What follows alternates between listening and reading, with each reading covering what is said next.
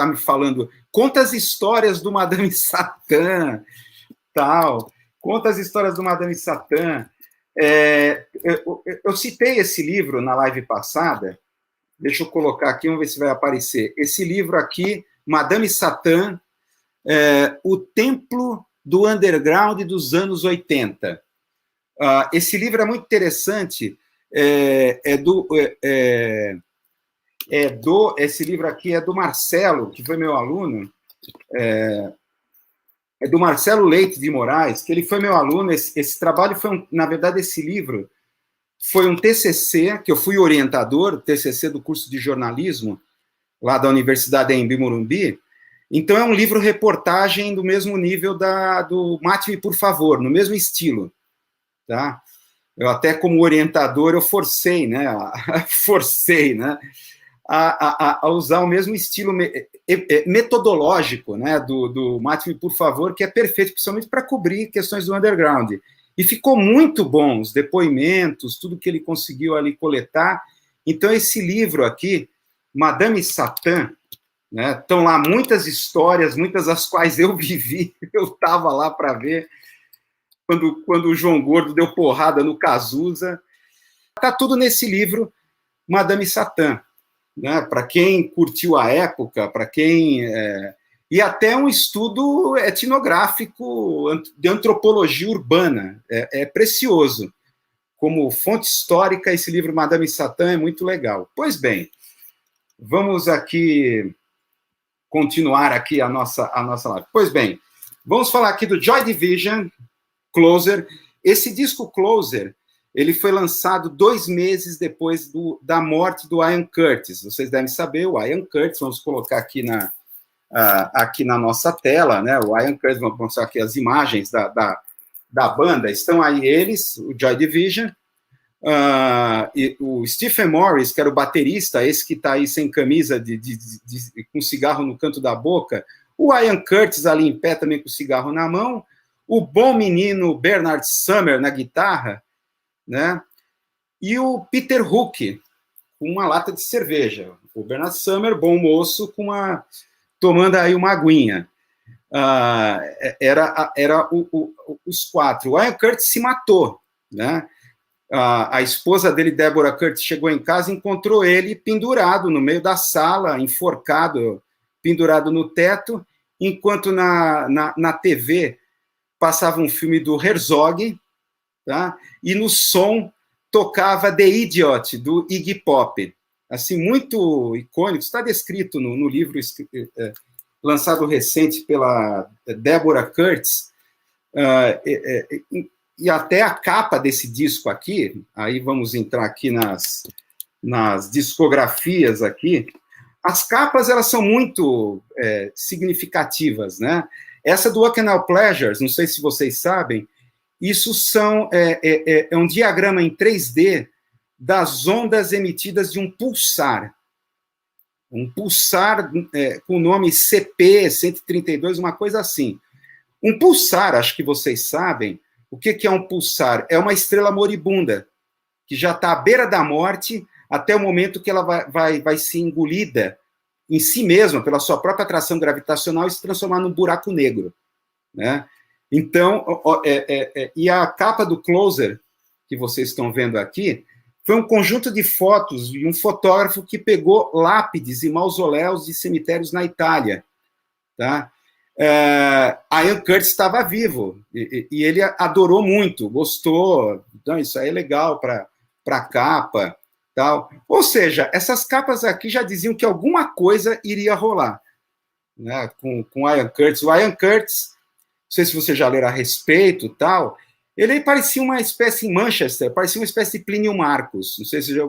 Plínio Marcos, um dramaturgo underground, santista, que ele andava, eu me lembro do Plínio Marcos, muitas vezes, uma época que eu morava aqui no centro de São Paulo, quando eu era solteiro, tal, morava no centro daqui de São Paulo, no Largo do Arouche, cheguei a morar lá em cima do Cine Coliseu. O plano de Plínio Marcos andava com uma sacolinha com a sua produção literária, arrastando chinelas, tal. O Ian Curtis era desse tipo, ele andava com uma sacolinha com a sua produção literária para cima e para baixo, até conhecer todo esse pessoal, o Peter Hook e tal. Ele queria ser escritor, mas ele percebeu que a coisa mesmo era compor para o rock. Tá? Era essa mesma pegada. Livros, ninguém iria lê-lo, pelo menos iriam ouvi-lo. Tá? E aí surge a banda Joy Division. A poética, é interessante, a poética do Joy Division, nesse livro que eu vou mostrar aqui para vocês, é um livro muito interessante, que vai ser a introdução aqui do que a gente vai falar. Mark Fisher, Ghosts of My Life, esse livro aqui é muito bom. Ele é uma introdução àquilo que se chama hauntologia, hauntology. Aqui em português traduzido muito como fantologia, de fantasma mesmo.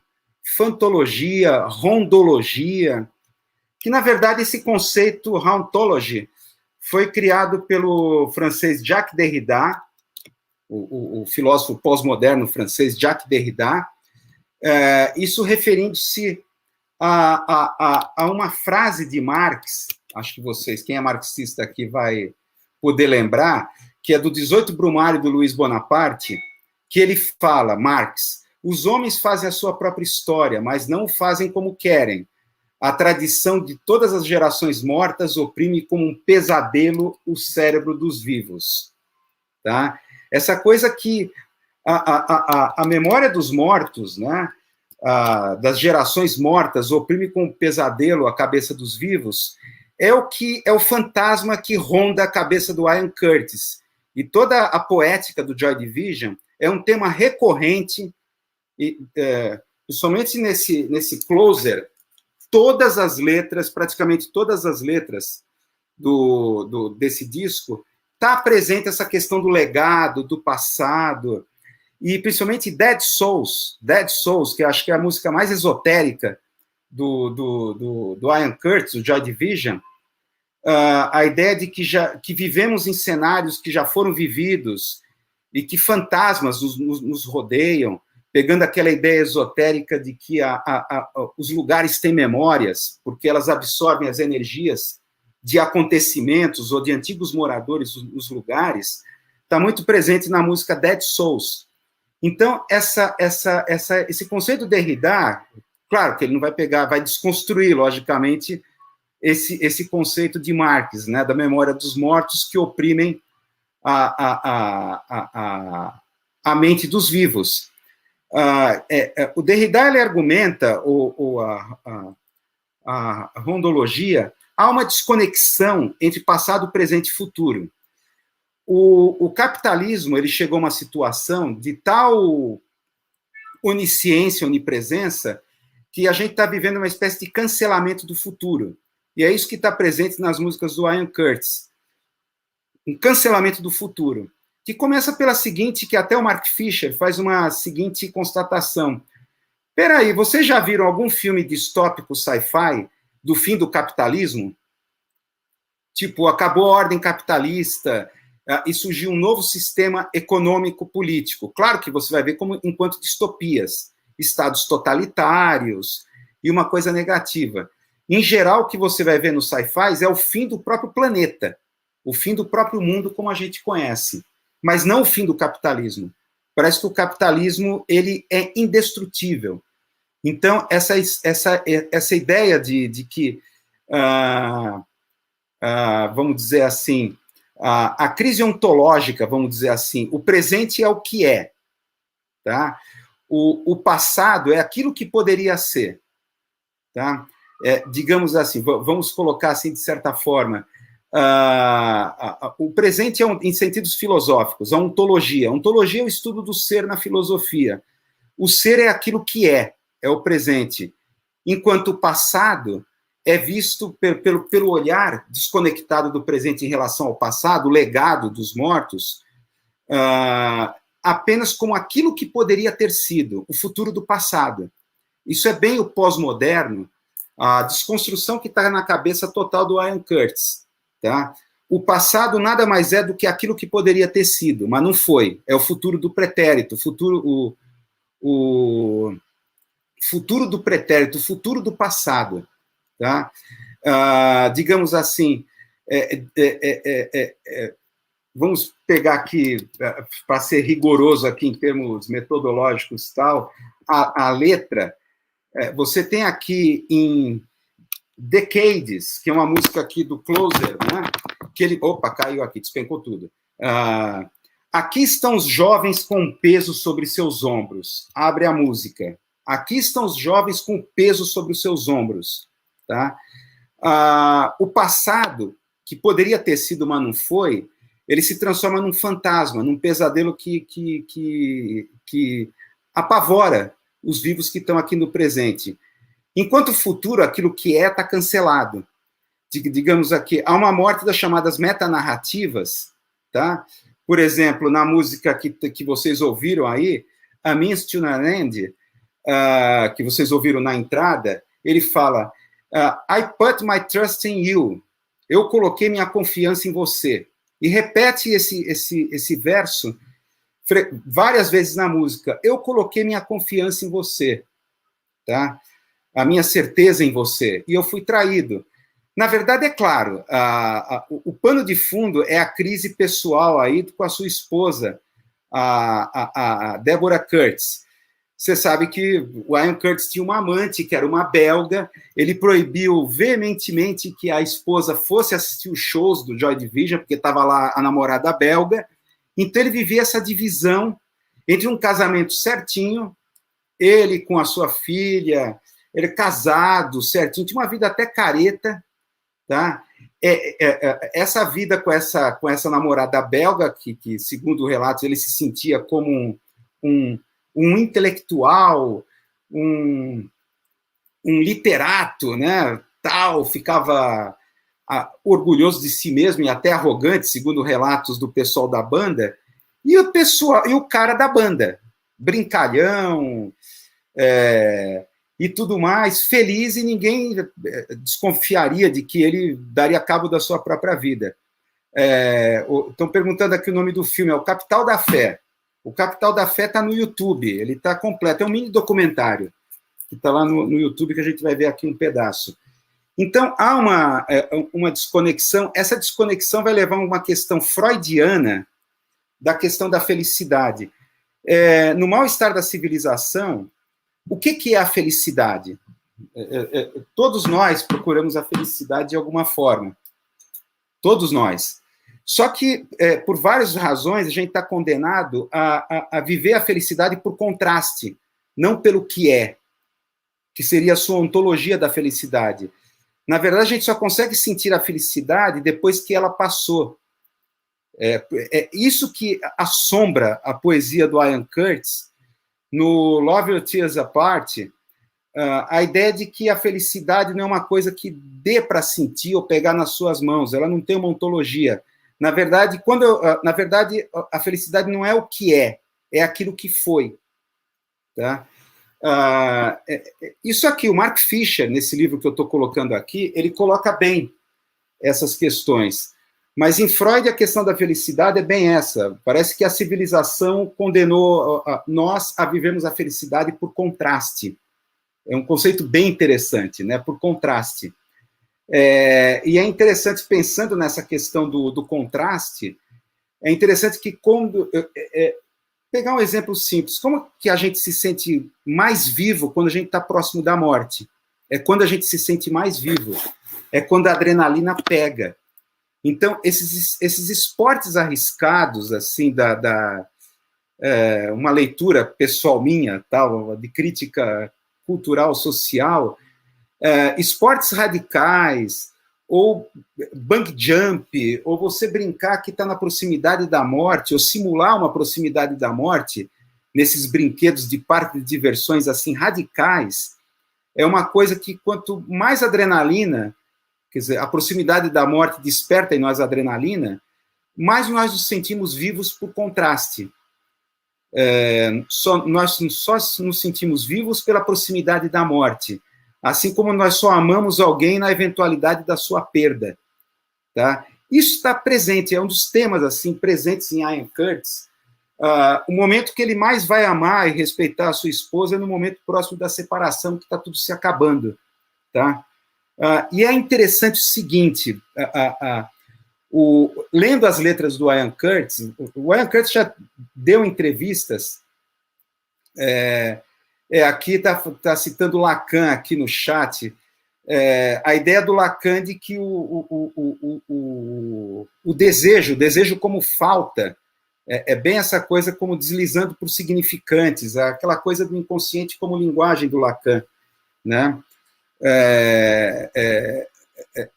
Na verdade, aquela coisa que, na leitura do Guattari, Derrida, na verdade, o desejo não é falta de um objeto. Na verdade, o desejo, ele deseja-se a si próprio. É uma incompletude radical, ele está sempre em movimento. Não à procura de um objeto. Na verdade, esses objetos são significantes ilusórios. Tá? Um amor, uma namorada, o sexo, o orgasmo, o carro novo. A gente procura diversos significantes, mas jamais vai. O desejo é uma coisa lábil e que se desliza entre a cadeia de significantes da linguagem. Tá? Isso que quer dizer, eu estou fazendo uma síntese assim meio caricata aqui do Lacan.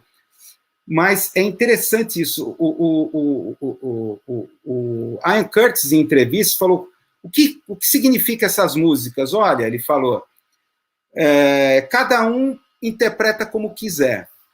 Tá? O pessoal da banda não estava nem aí para o significado das letras, né?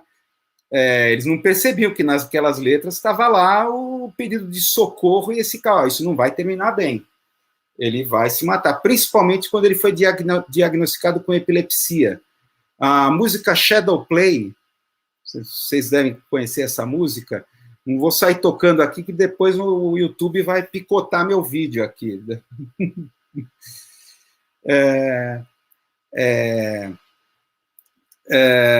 Mas em Shadow Play, jogo de sombra, né, há uma alusão ali à alegoria da caverna de Platão. Há uma alegoria ali. O jogo de sombra. Ele percebeu que muitas vezes ele caía no palco, ele tinha uma epilepsia por fotossensibilidade. Tanto é que o set nos shows, o palco era escuro. O que tornou ainda mais a mitologia cult da banda como uma banda punk, gótica, pós-punk e tudo mais. E muitas vezes ele tinha crises no meio do show. E muita gente achava que fazia parte do próprio show aquilo, fazia parte da performance do Ian Curtis. Então, Shadow Play, ele fala dos assassinos que vão embora, que é o público que se diverte com o seu próprio sofrimento. E nesse disco aqui, o Closer, o Atrocity Exhibition, que é um título do Ballard, né, um escritor sci-fi inglês, Atrocity Exhibition, exibição de atrocidade, que é ali que ele desenvolve mais essa ideia de que, na verdade, vamos dizer assim, sem generalizar, mas o rock, tudo, é um grande espetáculo de atrocidade em que as pessoas esperam que você morra ao vivo. Esperam que você morra ao vivo. David Bowie também já falou isso, principalmente na fase em que ele estava mais chapado e de cocaína, ele falava, olha, as pessoas vêm ao show esperando eu morrer no palco, na performance. Então, mas é interessante isso, para a gente terminar aqui a nossa sessão, para ir partir para outros assuntos, eu fico pensando o seguinte, se tivesse redes sociais na época do Ian Curtis, pensem bem, o Ian Curtis, ele conseguiu uma poesia que, embora baseada no seu sofrimento pessoal, o sentimento de culpa atroz que ele tinha, a sua esposa, a filha, ele com amante, quer dizer, ele não conseguiu lidar com esse sentimento de culpa e deu cabo de tudo. Na letra está lá a questão, é um sofrimento pessoal, é um problema pessoal. Só que ele eleva a universalidade, vamos colocar assim, ele eleva para o campo simbólico, vamos dizer, simbólico, arquetípico, tá? Então se transforma, o que transforma-se a poesia do Ian Curtis em algo universal, literatura. Essa é a função da literatura. Então, ali você encontra na poesia dele é uma questão, é a dor pessoal dele, do seu drama familiar, o sentimento de culpa e tudo mais. Mas ele eleva uma questão mais ampla, social ou material. Manchester, ali naquele momento, final dos anos 70, é o momento ali da desindustrialização, muitas ruínas de galpão, instalações de indústria, e a especulação imobiliária a todo vapor. Quando a gente fala especulação imobiliária, é a elitização de Manchester. Então, ele percebe ali uma coisa, quer dizer, ali já seria a preparação de terreno para Margaret Thatcher, que viria o neoliberalismo britânico, que aí seria a pá de cal de tudo. Então, ali, 1979 já é o momento. Então, você vê ali a decadência do trabalhismo britânico, de toda a questão de um futuro de justiça que está desaparecendo. Então, como esse entorno, isso é presente nas fotos promocionais da banda, eles nesses ambientes decadentes, inclusive o videoclipe do Love Your Tears Apart, eles estão num desses galpões da desindustrialização, galpão industrial em ruínas, tal, que eles fazem a música. Então, ele consegue levar a universalidade. Fica pensando bem, pense bem, se houvesse redes sociais, Facebook, Twitter, Instagram, na época do Ian Curtis, certamente, eu já fiz esse exercício em aula, em teoria de comunicação, para discutir as novas tecnologias. Esses dramas pessoais, como a gente percebe nas timelines do Facebook, Twitter, as pessoas estão colocando as suas questões pessoais ali e colocando seus emoticons. É um tipo de comunicação que não é simbólica, é indicial em termos de teoria da comunicação. Vamos dizer assim, não sei se vocês estão me entendendo, você está resumindo certos sentimentos ou certas coisas que você está passando em emoticons, ou memes, ou uma série de coisas que em semiótica se chamam índices. Tá? Então, ele se restringiria ao presente, ao momento. Tanto não sei se vocês já fizeram essa experiência, de você olhar a timeline, sua timeline, sei lá, de 2, 3 meses atrás. Você percebe certas postagens que você fez, certos emoticons ou certos memes que você colocou, que você não consegue entender. Por que eu fiz isso? O que eu estava querendo dizer? Não sei se alguém já fez esse exercício de... Sei lá, vai lá para o Facebook, olha a sua timeline do começo do ano. Vê o que você postou. As observações que você fez. É interessante. Eu já fiz esse tipo de trabalho com alunos no Teoria da Comunicação, para eles fazerem um histórico e entenderem. E via de regra, é aquela situação... Parece que você perdeu o cenário, o contexto. Eu não sei o que eu estava querendo dizer. Eu agora, 3, 4 meses depois, eu não sei o que eu quis dizer. Parece que morre ali a comunicação. Morreu ali, não alcançou o simbólico, não alcançou a universalidade. Tá? Não sei se vocês estão entendendo o que eu estou querendo dizer. Mas é claro que essa comunicação das redes sociais, ela é muito performática. É o aqui e agora. É a função performática da linguagem. É aqui ou agora, o momento.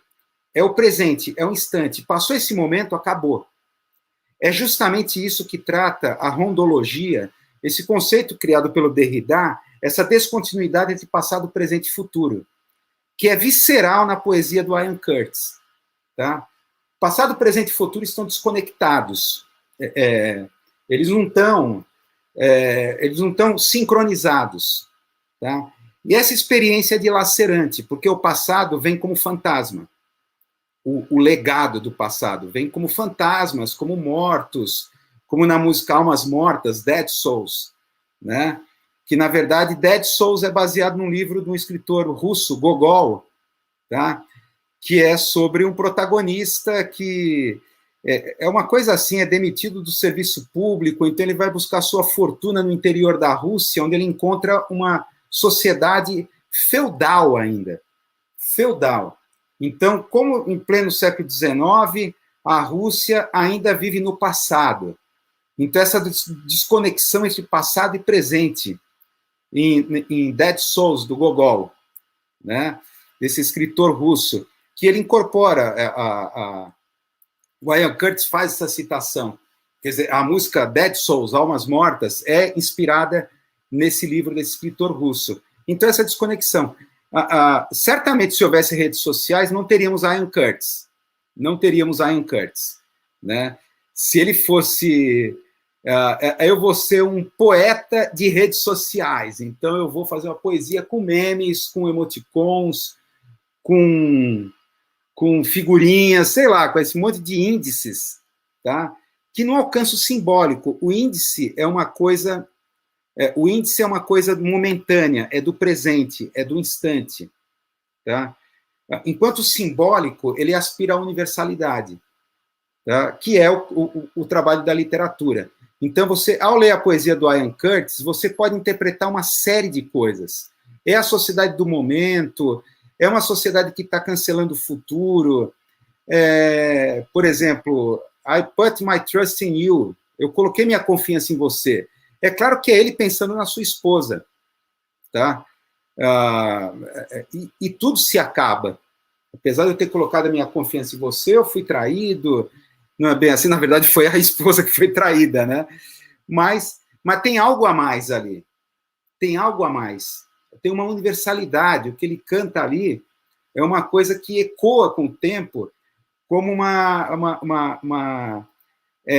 como posso dizer assim, como uma coisa que você pode conectar com o presente, com esse momento que a gente está vivendo, esse cancelamento do futuro que a gente está vivendo. Constantemente há um cancelamento do futuro. Tá? E essa desconexão com o passado que dá para perceber muito bem pelo momento que a gente está passando. Mas é sensacional. E é claro, a gente pode falar aqui da musicalidade do Joy Division, essa austeridade fria, um detalhe interessante desse disco é que eles construíram no estúdio uma abóboda. Isso aqui é uma coisa muito louca. Eles construíram uma abóboda de gesso, acho que foi de gesso, uma abóboda, para dar um som, uma reverberação semelhante como se a banda estivesse tocando numa igreja. Tá? Então, a sonoridade desse disco é uma das assim, mais brilhantes. Martin Honnett, que é o produtor, que é um gênio por trás desse disco, assim, eu não me canso de ouvir, parece que no vinil é muito melhor esse efeito do que no MP3, esse eco mais seco, tá? Como se a banda estivesse executando o som dentro de uma igreja. Isso depois foi copiado com bandas como Dorothy Column, que inventou uma espécie de rock de câmera, e você tocar guitarra em câmeras, para conseguir aquele efeito de reverberação, como foi conseguido nesse disco. Né? Então, essa austeridade fria que copiou do Krautrock, né? Do Krautrock, que é a questão das conexões com a Alemanha. Né? O Krautrock, nos anos 70, está lá Kraftwerk, está lá o Can, está lá o Neil, que eram bandas, as primeiras experimentações eletrônicas no rock, mas num som mais industrial, marcial.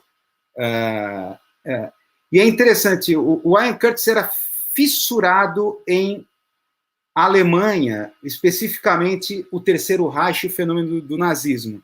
Tanto é que Joy Division era o nome dado aos prostíbulos, as casas de prostituição onde iam os oficiais da SS. Então, eles foram no início muito criticados, e principalmente depois quando virou New Order, né? Ele se matou e aí os remanescentes criam com a Gilbert Gillian, que vai assumir ali o teclado, guitarra, etc., para dar espaço para o Bernard Sumner só ser o vocalista, o frontman da banda. New Order também foi criticado, porque essa coisa de nova ordem um slogan nazista. A gente sabe muito bem disso. A nova ordem. E como está aí presente nova ordem mundial, e na nota de $1, nova ordem seculorum. Está na nota de $1 lá, nada mais conspiratório do que isso. Joy Division tem uma coisa mais perversa, né? As Joy Divisions, elas entraram dentro de um projeto dos nazistas de embranquecer a raça, arianizar a raça. O que os médicos da SS detectaram é que o alemão ele já era um povo miscigenado. Então, ele já estava contaminado pelas raças impuras. Então, a SS veio com os médicos da SS com um projeto de arianização da Alemanha.